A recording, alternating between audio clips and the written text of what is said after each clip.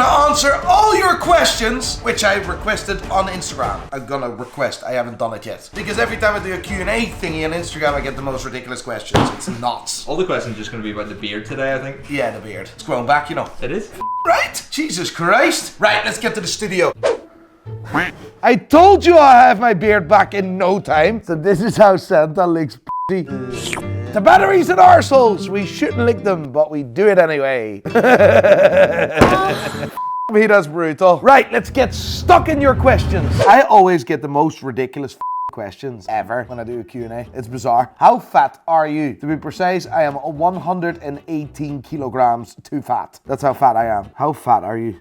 What is this for question? This is fat shaming, you mad bastard. I should actually put your face now on YouTube. Ah, no, you're an ugly f*** that. I'm not gonna make fun of you. This is a good question. I actually like this question. What is a good way to get to network in the watch community? So this is how I started online. I went to look for Facebook groups where a lot of people that love watches got together. Like Rolex Collectors World or... It was the Grand Seiko forum you grew up on, wasn't it? Get the f***. Or indeed, watch forums. This is how I got started. I get to know other people. Absolute brilliant start to start networking in the watch community. As well as that, join my Discord. We have about 18,000 incredible members. And of course, we have a subreddit with over 38,000 members. A really, really good start for yourself as well. Why the f*** did you shave? I made a small mistake. Babyface Nico, question mark. Sorry, sir. What was your question? Favorite watch in your watch collection? My favorite watch of my entire watch collection should actually be two. My two favorite watches are two watches that are attached to memories. One is my grandfather's watch. The second one is the watch that my mom and dad got me at the age of 30. And that's the watch that my son is gonna get when he's 18. If you wanna know more about those watches, check out my 10 essentials video, which are gonna pop out somewhere. Can we see your watch collection? Very soon, my friend. Is that waistline growing in proportion to your bank account? No comment. What happened between you and Trax? Trax is a jeweler in New York. By the way, he is an absolute nutcase. I watched him for years. He calls out bullshit, right? But then when the bullshitter calls out the bullshit, I call out the bullshitter that bullshit, the bullshitter bullshit. So that's what happened. Cardi B was saying that her watch was 100 grand. 100 down on my wrist, bitch. I'ma show off this shit to the day I die. Anyone with a bit of sense knows that that watch is nowhere near 100 grand. So I called her out. What you're saying here is absolutely f***ing bullshit. That watch is not $100,000. If you paid $100,000, you have been f***ed. The watch is aftermarket diamonds. It was like, the watch is f***ed. Once upon a time it was a beautiful watch. Now the watch is f***ed. Right? Fact. Aftermarket bullshit, whatever. I called out Cardi B. And then the jeweler of the jewelers called out me. Cardi B has an iced out Patek Philippe, and someone had this to say. 100 down on my wrist, bitch. I'ma show off this shit to the day I die. What you're saying here is absolutely f***ing bullshit. This particular lady's Nautilus in plain Jane is around 65 grand. So when you're taking a $65,000 watch and adding $40,000 worth of diamonds, and I do this all the time, that doesn't make the watch only $65,000. That makes it $100,000 like she says. And then I called out him. So let me explain. I buy this watch and I grab a drill and I'm gonna drill holes in every piece of this watch. What do you think will happen to this watch? It's gonna decrease in value. You're basically destroying this watch. But instead of keeping the holes open, he puts diamonds in it. Right? So there's diamonds on there. So if you have a $65,000 watch and you drill holes in it to place 40 grand of diamonds in there, the value of the watch decreases because you're actually drilling holes in a watch. And then he lost track and started talking absolute rubbish.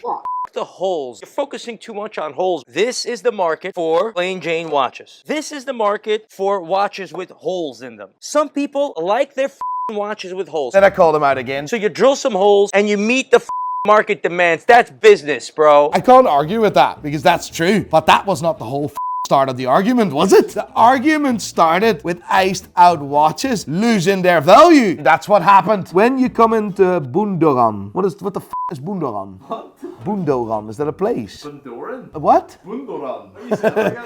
It's called Bundoran. Bundoran.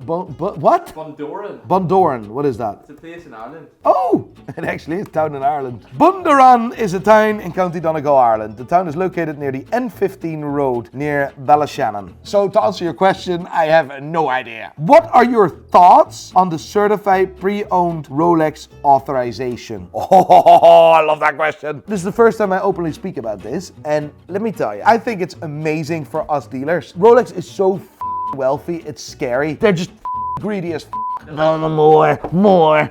It's absolutely brilliant for us second-hand watch dealers because they're raising the prices and they're legitimizing our industry. If you actually look at the certified pre-owned watches, they're going for approximately 10 till 30% more than that normal pre-owned dealer charge. And that means that it raises the prices overall. Unfortunately, I don't think it's really helping the end consumer, and it's actually narrowing the options of the end consumer down, because this is Rolex's way of basically grabbing the client and saying you need to buy authorized pre-owned before I allow you to buy brand new. That is wrong. Would you ever expend Pride and Pinion out of Belfast? Yes, of course. I am very ambitious and I want to expand Pride and Pinion, but as a company and as an entrepreneur, you need to be ready for that. You need to walk before you can run. It looks like Dublin is going to be our first city where we're going to expand to. We already have a lot of clients in the Republic of Ireland. Dublin being on the same island of Belfast, only an hour and a half away, means that we can control it much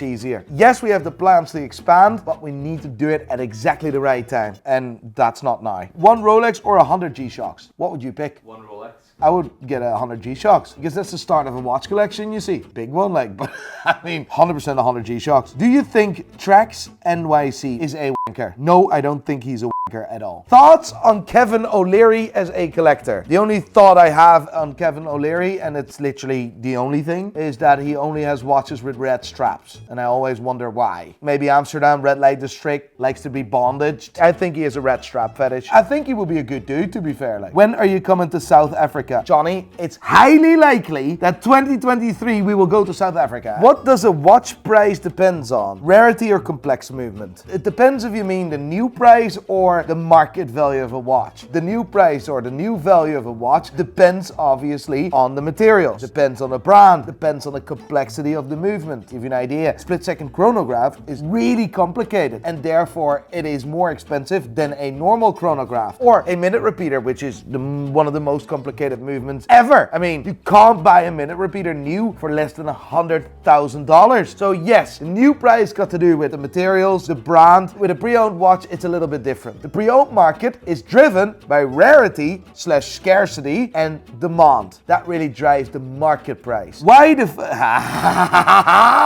you dirty whore, you. Why the are you so damn humble and cool? Appreciate that. That helps me with my insecurities and my anxiety and all the other issues that I have. Thoughts on the Tudor black base ceramic? I absolutely love the Tudor black base ceramic. The only problem I have with it is legibility. You can't see the time on it, and that's a bit pointless for a dive watch. You know what? When it came out for the first time and I saw photos, I absolutely thought it was dog shit. And then I handled one. I had one on my wrist, and this is actually really cool. A really nice watch. But yeah, if you want to buy a watch to read the time, pointless. What's your end game watch? My end game watch would either be the Kroneveld chronograph. I've talked about that a few times, or the 5374 300p. That's the Patek Philippe. That's the daddy of the Patek Philippe. Insane watch. So that would be my end game watch. When I have one of them, I'll retire. All the Infinity Stones, then this is what you get. Yeah. That's what is Infinity Stone? Is that Endgame. what do you call that game? Minecraft? No, Thanos. Do you know Thanos? No, what is that? Thanos?